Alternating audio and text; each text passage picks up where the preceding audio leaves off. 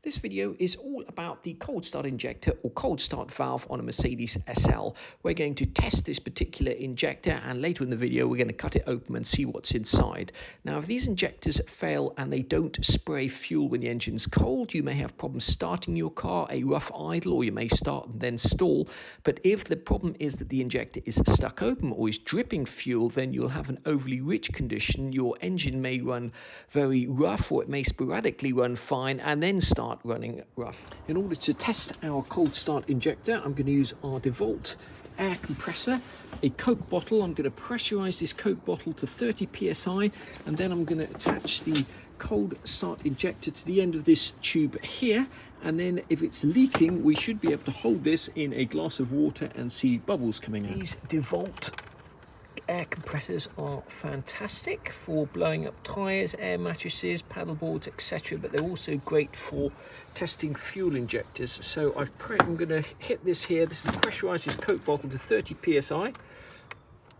The compressor automatically turns off when the desired pressure is reached. So this is now rock solid, pressurised at 30 psi, and on the end of it we have the cold start injector. So all I need to do is hold that in a glass of water and see if bubbles come out. Sure enough, you can see that that is leaking. We verified that this cold start injector is leaking. Now what I'm going to do now is try and clean it, and the way I'm going to do that is using this B12 chem tool here, and I'm going to pour some of that into the Coke bottle. Then I'm going to pressurize the Coke bottle, hold it up this way round, and then we're going to apply voltage to the terminals here, and we're going to start spraying chem tool through the injector, and that will not just clean it but allow us to see what kind of spray pattern we're getting. First of all, we have to depressurize this, and all you need to do is unscrew this and just hold in one of the car tire valves. We've depressurized that bottle. I'm just going to take the top off it now. We've still got this connected here, and I'm going to pour chem tool into there, and then we're going to repressurize the bottle. Done this many times before and it's never gone wrong, but just as an extra security measure, I'm just going to put that inside there. The chem tool is highly flammable, and what we'll be doing is we'll be connecting our cold start valve here. So here's our arrangement. We're going to pressurize this Coke bottle in there with the chem tool in it up to 30 psi. It's the running pressure of a Disassembly car. We've got a micro switch attached to the electrical contacts of the injector. We've got a little transformer here giving us 6 volts DC. Now these injectors here run off 12 volts, whereas the actual fuel injectors on a Disassembly car run off 3 volts. But at 6 volts we'll still get this solenoid to open and close, and should be able to check the spray pattern. So in the first instance, let's pressurize this bottle up and see if we can do it without it exploding and covering us with chem tool. We're pressurized now at 30 psi. When I hit this micro switch here, we should, in theory, start spraying fuel.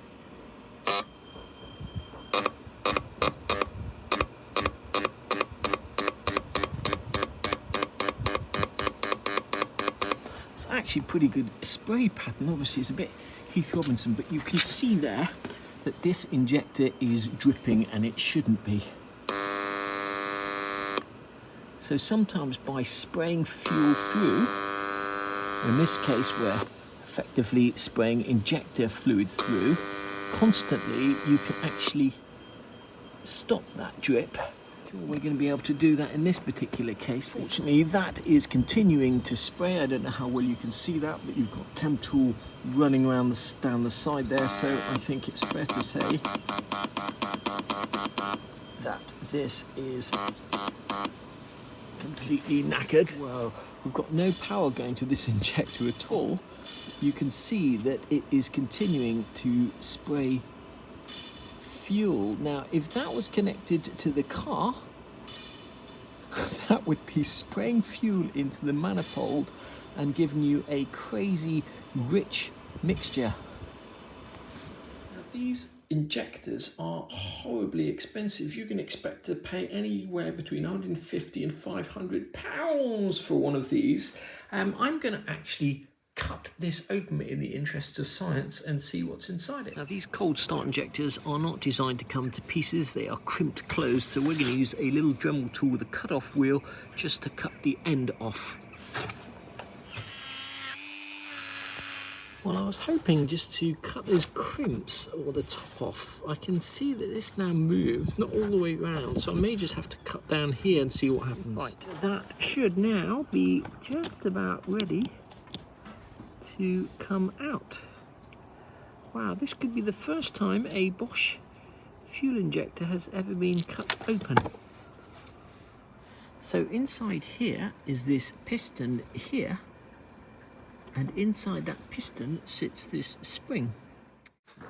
The spring pushes the piston towards the top of the fuel injector, thus sealing it shut when no electrical current is applied. As soon as you apply electrical current, the electromagnet forces that piston down, breaking the seal, and allows fuel to flow to the nozzle at the bottom of the injector. The duration which the cold start injector sprays for is controlled by the thermo time switch, and on a Mercedes that thermo time switch measures the temperature of the coolant, and at about -20 degrees that cold start injector will spray for 20 seconds, and above 35 degrees centigrade it won't or it shouldn't spray at all. Now, just before we move on from this fuel injector, I'm interested to know why it might have failed, i.e. why it might be stuck open. And one thing to note is that this piston is a very stiff fit in there, and it's not until you push it all the way in that it actually is loose enough. And it occurs to me that if you put too high a fuel pressure in here, you could potentially push this piston out towards the nozzle to this stiff area here, to the extent that it would no longer retract back. And one of the things I noticed on my friend's 350 SL is it did not have the standard Dejectronic fuel pump on it, and some of those fuel pumps, aftermarket fuel pumps that people fit in replacement of those Dejectronic fuel pumps, operate at higher pressure, and one of the consequences could be that you end up pushing that piston further than it should go, it doesn't retract, and then you end up getting a leaky cold start injector and all the running problems that accompany that. I'm going to finish this video here. If you do have a faulty cold start injector, you can try cleaning it with ChemTool, or a better solution is to send it along to someone like Mr. Injector and put it in an ultrasonic bath to try and clean it properly. You can get these second-hand from eBay, but obviously buying a second-hand cold start injector is itself fraught with danger. This particular cold start injector came from a 350 SL, which looks immaculate, fires straight up, but then starts to behave really erratically, running lean and running rich, backfiring, smoking. And what I've done is I've taken the cold start injector out of our 450 SL parts car and given it to a friend of mine to see if that cures their problem.